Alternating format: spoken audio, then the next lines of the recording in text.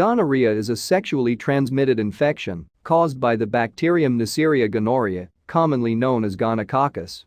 This bacterium is an intracellular pathogen which infects the urethra and endocervix, rectum, pharynx, and conjunctiva. Up to 50% of infected women and 10% of infected men are asymptomatic. Co-infection with chlamydia trachomatis is common, occurring in 20% of men and 40% of women with gonococcal infection.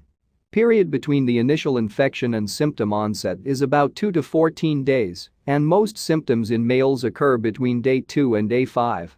In men, gonorrhea can cause anterior urethritis with mucopurulent or purulent urethral discharge and pain during urination, also known as dysuria. The discharge can be profuse, even causing staining of underwear. Persistent infection can cause ascending infection in the testis as a complication. In women, symptoms may include increased vaginal discharge, painful urination, bleeding after intercourse or intermenstrual bleeding, and lower abdominal pain. Complications include Bartholin's abscesses, an ascending infection into the uterus and fallopian tubes, causing endometritis and pelvic inflammatory disease.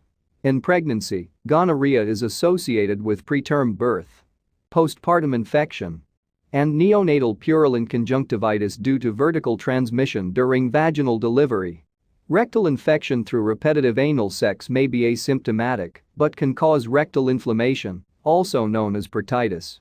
Gonococcal septicemia is a rare complication of gonorrhea infection, presenting as fever, tendon inflammation, arthritis, and characteristic erythematous skin lesions. Nucleic acid amplification tests are the diagnostic test of choice for Neisseria gonorrhea, as they have a better sensitivity than culture. However, as Neisseria gonorrhea antimicrobial resistance is increasing, culture on selective media should be performed prior to antibiotic therapy.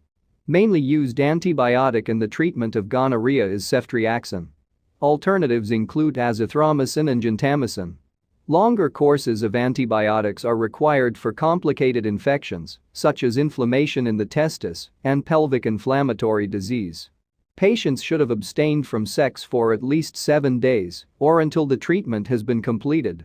All sexual contacts should be notified, tested, and treated if positive.